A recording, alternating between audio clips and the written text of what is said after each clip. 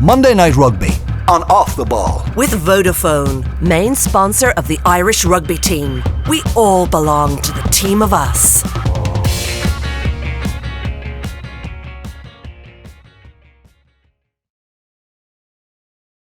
Loads to talk about. I would say, Gerry, one takeaway I had from Saturday was this felt big time. You know, as a URC final, look, you caveat it that this tournament, you know, it still feels a touch secondary to Europe, and Leinster rest 12 internationals in a semi-final. There is that. But in terms of a finale, maybe it's the venue and the setting of Cape Town, but this felt really big. This felt like a competition going in the right direction. Yeah, coming of age day for the whole competition, maybe. Yeah. And a really good result for the tournament, that we didn't get back-to-back South African derbies or back-to-back South African wins, that we get a South African win first year and an Irish win the second year. And no harm that it's Munster as well, first trophy in 12 years, 55,000 there. Like, it's amazing the way John Dobson and the South Africans in general have just bought into this tournament. They are fully on board. I think more so than we are in some respects. You know, we've got a bit to learn from them, a bit to catch up on, but I think Munster going down there and winning, like, it's not far off winning a Champions Cup. Like, when you think how many countries are in it and had to go and do it the hard way, it felt huge. 55,000, good travelling army of Munster fans, and it also showed that perhaps the travel isn't the impediment we thought it might be in this competition. It's always been used as one of the big problem parts of the tournament, that, you know, you have to travel such long distances, and it's difficult to win away in South Africa, difficult for South Africans to win away up here. That's pretty much been exploded now by the way, the myth that has exploded by the way Munster have done it. If you look back at the Champions Cup, I think there were 14 knockout ties up to the final, and in each of the 14 the home side won, came through. And then you come to Munster and they went away in the quarterfinals, away in the semi-finals, and away in the final as relative fortresses as well, where they hadn't lost in a very long time, and they've done over 100,000 kilometres in something like 6 weeks. Yeah, you're right, it felt big, and it felt very fitting that Conor Murray, Keith Earls and Peter Manny were all there at the front lifting the trophy that's been 12 years wait. And imagine next season how much more prized a competition it's going to be now, not least in Leinster. Yeah, I agree in the travel. I mean, it's not the smallest carbon footprint a competition could hope to have, but that aside, it's more doable and manageable than we might have thought. That's Munster's 6th win on the road in a row, I think. Could that be right? I read that and I thought, yeah, it must be. Really? No, couldn't be, because they drew with the Sharks, didn't they, in that sequence, that unbeaten sequence. So okay, maybe it's unbeaten. Maybe it's 6 unbeaten. I think they haven't lost in a long time in the URC away from home, that's for sure. So yeah, and it's been a problem for Munster in recent years. Their away form hasn't matched up their home form, and yet their home season ended 9 weeks ago with that crushing defeat by Glasgow. Yeah, you'd got long odds on them ending their trophy drought then, particularly when they were eviscerated by the Sharks in the Champions Cup. Yes, knowing they had to go back over there. The Stormers hadn't been beaten in 22 games, then do pitch up against the Sharks again just to make the playoffs. Then Glasgow, Scots do not unbeaten in 17 months at home or something. Leinster, the bugbearers, still their nemesis, everything. And then Stormers away, just as well they had a 2-week gap between. But I think, you know, Graham Rantry's right, they became battle hardened, and it actually made them a better side and made them stiffer, more resilient.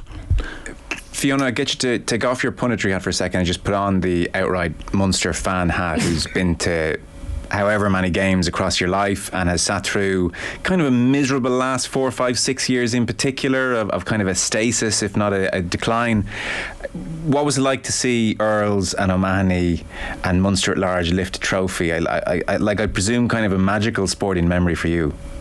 Yeah, to be honest with you, I disappeared for about 10 minutes. The girls were wondering. I had to go away and cry. I was overjoyed. I rang my parents. It was absolutely huge for me as a Munster fan. I go up with my dad to every game. We've been going, you know, non-stop, and you know, they've put in performances. But as you were talking about earlier, as Gerry said at the start of the season, even mid-season, would you ever have thought that Munster could come away with silverware? Absolutely not. But it's just the manner of the performance as well. You know, they're talking about the travel and being tired. The Stormers look far more tired than Munster. They were just up for it, and the heart and the character that the Munster people in particular are always calling out over the years. You know, we have this, we want to see it back again. It's been back in abundance the last few games. That's the beauty of it, the way they won it.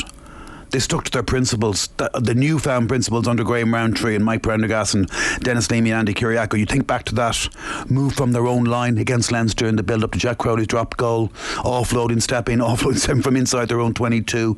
The brilliant chase of Ben Healy's kick for Gavin Coombs to get a charge on or whatever, at least put Manny Liebach off his kick. And then I think it was 13 players carried the ball or passed the ball in the next 9 phases for like 90 seconds before it ended up in that try in the corner by Hodnett.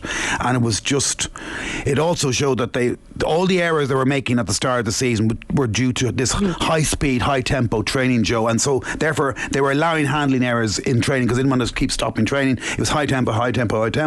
So there had to be some pain to be some gain. And now you see the fruits of their labour early in the season because it's also made them a fitter side.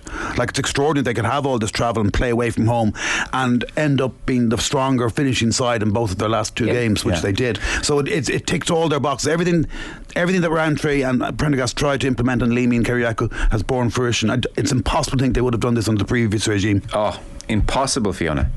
Absolutely impossible. No, it's just a style, and as Gerry said, just watching that unfold throughout the season. And of course there was frustration early days, but it was so huge to see them, come out like that. And especially Leamy, I thought between 60 and 70 minutes, I thought Munster were absolutely immense, and it was their decision making under pressure in defence. I thought Feketawa, Calvin Nash, they were getting up in the face, they were getting huge turnovers at the breakdown, and this was massive. Those 10 minutes, it was severe Stormers pressure, and a lot of Munster teams in the past would have folded because they didn't trust that process and they didn't believe in themselves.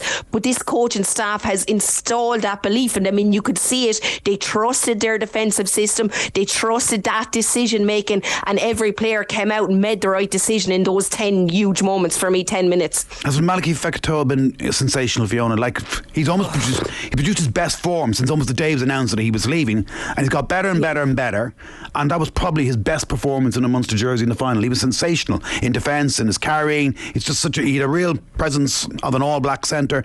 And Ben Healy as well has been very, very good in the knockout stages. They've been vindicated entirely in that selection. Many a player who's been leaving a club in other provinces, in other teams, would be more or less ostracised and wouldn't have been involved in such a run-in. Not only they were involved, they played an integral part, and you could see in the celebrations afterwards how much they were a vibrant part of this. And in fairness to Rowntree and the coaches after, they singled the 2 of them out in the dressing room afterwards. Do you think, as an aside, and we'll get back to the game, do you think the RFU at any stage over the last number of weeks were on the phone to Rowntree saying, you see Joey Carberry and you see Ben Healy, you can flip that around please, because what are you doing? Do you think that phone call was made and ignored? No, I don't think the phone call was made. All these decisions were cast in stone. Ben Healy's on his way. But I mean, you're picking Healy and you're ignoring Carberry. Oh, I see what you mean. Sorry. This is very bad for Irish rugby. Oh, I see what you mean. Yes, I beg your pardon. Yeah. Ostracise Healy and give our guy Carberry some game time. Yeah. Do you think that? I can't think that communication didn't happen overtly or even more subtly at some stage. Yeah, maybe to a degree, but like, they were obviously told. I think no. Like there's a 43, 44, 45 man training squad being announced for the World Cup tomorrow. I'm surprised if Joey Carberry's in it, to be honest. Jack Crowley's above him, Ross Byrne's above him, possibly Kieran Frawley's above him, maybe Harry Burns above him, I don't know, but it doesn't look like Joey's face just fits at the moment, and it'll be next season before we see him getting a big opportunity again. So I wouldn't say there would have been a huge amount of discussion on that. Rowntree would be his own man. You're going for silverware, it's knockout stages. Yeah. I see where you're coming from, but it just confirms that Joey Carberry, like, poor lad, he's just out of this picture and now. It confirms that Munster are just picking on form and doing what they have to do to win.